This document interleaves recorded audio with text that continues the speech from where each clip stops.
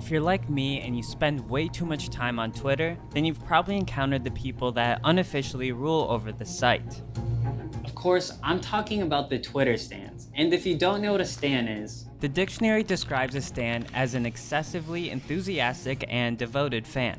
Stan groups rule over Twitter like a conquering army, with the ability to create trends, sell out tickets, and shut down critics. Some famous stan groups include the Swifties, the K-pop stans like BTS Army, and the Beehive. But the group I want to talk about are the Barbz, the name given to the super fans of Nicki Minaj. Do you call yourself a Barb? Yeah, I do. Yeah, okay. Yeah, I do. So in order to get a better understanding of stan culture, I met some of the Barbz behind popular Nicki Minaj Twitter accounts. I feel like Nicki Minaj, in a way, she is a reflection of my personality. And with this being said, if you don't with her, you probably don't mess with me. So you gotta deuce. The Barbz have a reputation for being fiery online, but I wanted to see if there's more to being a Barb than meets the eye.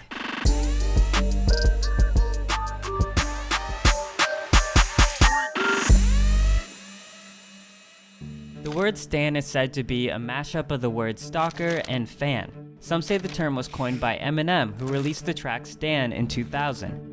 The song tells the story of an obsessive fan who turns violent, all because Eminem didn't reply back to his fan mail. Eminem's song is really disturbing, and his fictional character is not representative of real-life stans. Several years after the song's release, the term started spreading onto online spaces, and by 2010, most stan communities were on Twitter. Here's the thing, I'm a fan of many celebrities, and I like to keep up with what they're doing, but does that make me a stan? Turns out no, there's a difference between being a fan and a stan. Meet Sia, an aspiring forensic nurse who proudly reps Nicki. I'm gonna put it like this, there are like levels to it because I feel like you can be like a Nicki fan, which is like, you know, she drops like a music, it's kind of mainstream, you'll listen to it, you'll vibe for a little bit, and then there's a Barb. It becomes like engaging in the music, like what project does this person have coming out? And some people use stan culture as their version of an escape of reality. Because you can go online, you can meet people who have similar interests with you. But the press surrounding stan groups is not all positive, and media have even referred to stan culture as the dark side of social media. I think most people from the outside looking in tend to always see the negative in something. They don't usually see the community that gets built around this person. While working on this episode, friends and colleagues of mine warned me not to mess with the Barbz. They told me the Barbz will come after me if I'm not careful. Every time going in, you're gonna hear the Barbz did this, the Barbz did that, the Barbz exposed this number, the Barbz got this account like removed from Twitter or Instagram.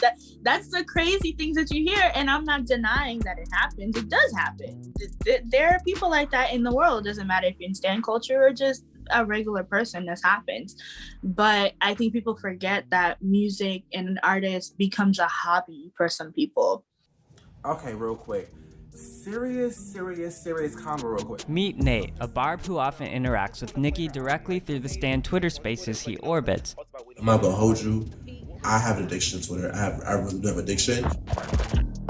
Because Nate is such an active Nicki stan, I asked him what the etiquette is for being a Barb. You cannot be standing people that Nicki Minaj, like you cannot stand her ops. You have to be very loyal to the queen. You have to be loyal. Like they do not like it when you stand another artist that's in a feud with her right now. If you really become a Barb and have your Barb card, you have to start from her discovery when she first started until she's present now. You know, so like Beam Up Scotty, you know, Sucker Free. You know, if you want to be a Barb, listen to her mixtape first, watch her old interviews, then you come up.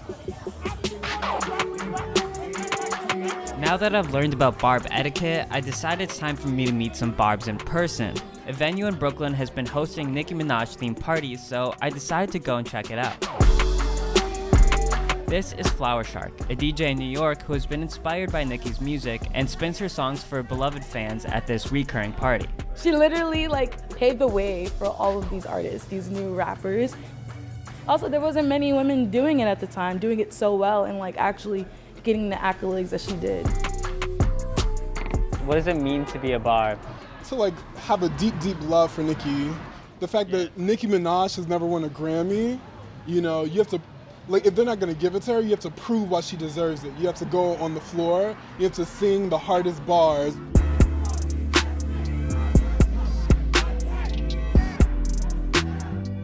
Why do you think the Barbz are so present on Twitter? Her engagement with her fans is why she has like a huge fan base on Twitter. Literally, like, she talks to her like a regular person. She talks to them like regular people. Like, another common misconception about stan culture is that the fans are in one-sided relationships with their favorite celebrity. But that's not entirely true. Nicki is invested in her Barbz and has found ways to connect with them and support them. Like how Nicki Minaj surprised her Barbz by joining in on their streaming parties. She's also helped pay off nearly 40 Barb student loans, and according to receipts, 8 of those loans totaled over $18,000. People was asked like, why do these Barbs go hard? There's a reason why, because it's the way we are. We really have a personal connection with her. If you don't know, just know I had a passing in my family, and with this being said, you know, she sent me this beautiful message on Monday, in the morning. She said, "Send you all my love and condolences. Focus on love. Losing a parent feels so scary and painful. Just know that I think of the world of you. And I know both of your parents were proud of you no matter what you guys went through." And she put a little unicorn emoji. I tweeted the most random thing about a Caribbean song that she did. She laughed at it, retweeted it, liked it, and followed me. And I was like... For some, it's hard to understand why people become stans of celebrities. But after asking people why they became a Barb, many have told me that it's because it's like a family. Sia even told me about a close friendship she made with another Barb she met over Twitter. He even invited her over for Thanksgiving to meet his family last year. And you know, we met for like the first time, so it was like a lot of hugging, and we FaceTime all of our friends from our group chat, like, oh my God, look who I met, and we're just all like having fun. It was cool. We had a good time. I jokingly introduced you as my girlfriend to people, my family, when you came in the house, and they were like, "Why you ain't say nothing about your girl?" I was like, relax. I was just joking. Like, I was just joking. For many, stan culture is about belonging. Fandoms may start with a celebrity, but what ties them together are their shared affinities, not just with the celebrity, but also each other. And now it becomes more than just Nicki Minaj. It becomes, I made a friend with this person because of her, so I'm grateful for that connection. Stan culture is not a completely new thing either. From the screamers of Beatlemania to the cosplayers at Star Wars premieres, being a dedicated superfan has been around for a long time. The difference today is the way these communities use the internet to work together. the Barbz definitely set like a standard of like fan bases and how they even go hard to promote Nicki. So they definitely own it, and the streaming parties, the listening parties. Okay, you know what? Nicki stream team, you gonna do this? Okay, QC, you do this. Nate, do that. There's a lot that goes on behind the scenes. So like there are these really big like Instagram and Twitter Barb accounts that have like 10K, 20K, 30K, and they like host rooms or they'll have group chats to say like, okay, we want to get this trending, so here's how we're gonna go about it. We're gonna do TikTok videos dedicated to this. Like, it may seem like it's just the Barbz, like, you know, just doing stuff, but it's very strategic. And there are like, I feel like a lot of these people should work for like the FBI or something. Even the famous rapper Lil Nas X got his start on Twitter as a Nicki stan account called Nas Mirage. His Barb account gained almost 150,000 followers long before he even became famous. I know him as Nas Mirage on Twitter. Okay, that's how I know him as. I know him as a troll. In the end, I don't see much difference between the people becoming super fans of pop stars and rappers and the people that become super fans of sports players. I have a friend that has a certain quarterback's jersey hanging in his apartment, but we don't call him a stan. I'm certain more stan communities will form around new celebrities, and maybe those communities will be able to learn a thing or two from the Barbz that came before them.